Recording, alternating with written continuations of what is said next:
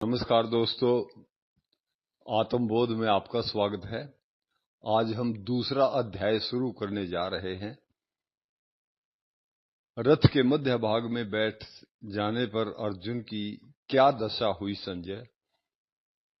संजय बोले, हे राजन, जो बड़े उत्साह से युद्ध करने आए थे पर कायरता के कारण जो विषाद कर रहे हैं और जिनके नेत्रों में इतने आंसू भर आए हैं कि देखना भी मुश्किल हो रहा है, ऐसे अर्जुन से भगवान मधुसूदन बोले कि हे अर्जुन, इस बेमौके पर तेरे में यह कायरता कहां से आ गई?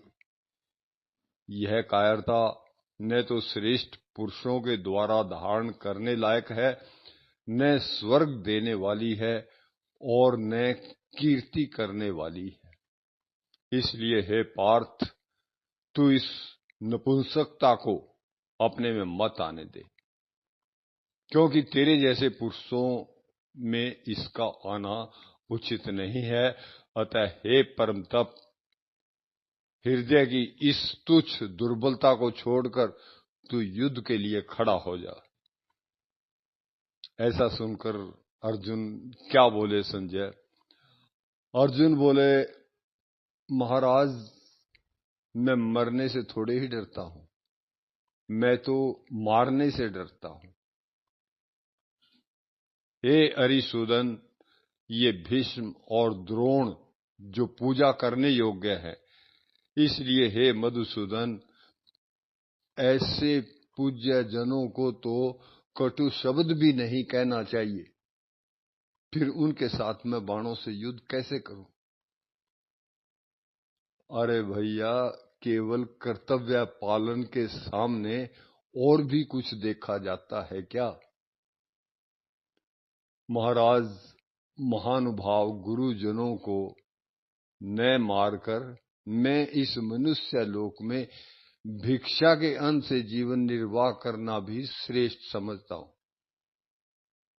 अगर आपके कहे अनुसार मैं युद्ध भी करूं तो गुरुजनों को मारकर उनके खून से लथपथ तथा धन की कामना की मुख्यता वाले भोगों को ही तो भोगूंगा।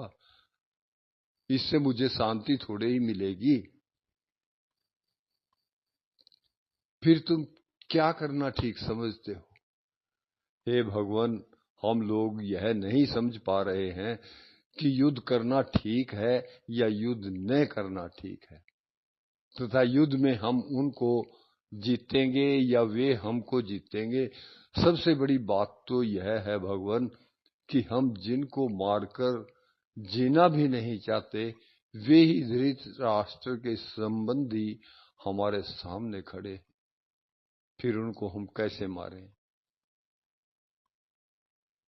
जब तुम निर्णय नहीं कर सकते तो फिर तुमने क्या उपाय सोचा?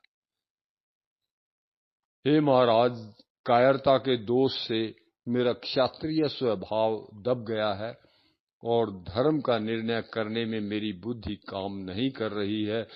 इसलिए जिससे मेरा निश्चित कल्याण हो, वह बात मेरे लिए कहिए। मैं आपका शिष्य हूं और आपके ही शरण आया हूं, आप मुझे शिक्षा दीजिए। परंतु महाराज, आपने पहले जैसे युद्ध करने के लिए कह दिया था, वैसा फिर न कहें, क्योंकि युद्ध के परिणाम में मुझे यहाँ का धन धान्य से संपन्न और निष्कंटक राज्य मिल जाए अथवा देवताओं का आधिपत्य मिल जाए, तो भी मेरा यह इंद्रियों को सुखा देने वाला शोक दूर हो जाए, ऐसा मैं नहीं देखता। फिर क्या हुआ संजय? संजय बोले, हे राजन, निद्रा विजयी अर्जुन अंतर्यामी भगवान श्री कृष्ण से मैं युद्ध नहीं करूंगा, ऐसा साफ साफ कहकर चुप हो गए। अर्जुन के चुप होने पर भगवान ने क्या कहा? अंतर्यामी भगवान श्री कृष्ण दोनों सेनाओं के मध्य भाग में विषाद करते हुए अर्जुन से मुस्कुराते हुए कहने लगे, तू शोक न कर, तू शोक न करने लायक का शोक करता है और पंडिताई की सी बड़ी बड़ी बातें बघाड़ता है, परंतु जो मर गए हैं उनके लिए और जो जीते हैं उनके लिए भी पंडित लोग शोक नहीं करते। शोक क्यों नहीं करते भगवान? मैं, तू और ये राजा लोग पहले नहीं थे, यह बात भी नहीं है, और हम सब आगे नहीं रहेंगे, यह बात भी नहीं है। अर्थात हम सब पहले भी थे और आगे भी रहेंगे, ऐसा जानकर पंडित लोग शोक नहीं करते। इस बात को कैसे समझा जाए? अरे भैया, देहधारी के इस शरीर जैसे कुमार, युवा और वृद्धावस्था होती है, ऐसे ही देहधारी को दूसरे शरीरों की प्राप्ति होती है। इस विषय में पंडित लोग मोहित नहीं होते। कुमार आदि अवस्थाएं शरीर की होती हैं, यह तो ठीक है, पर अनुकूल प्रतिकूल सुखदायी दुखदायी पदार्थ सामने आ जाएं, तब क्या करें भगवान?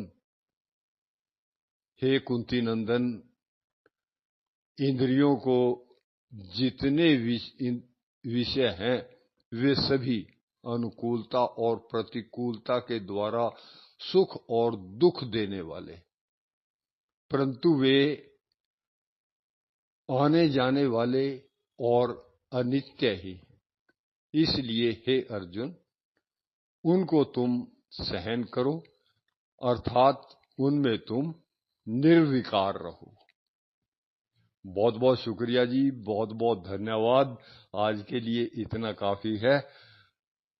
आपने मेरी बात ध्यान से सुनी, बहुत बहुत शुक्रिया जी, बहुत बहुत धन्यवाद।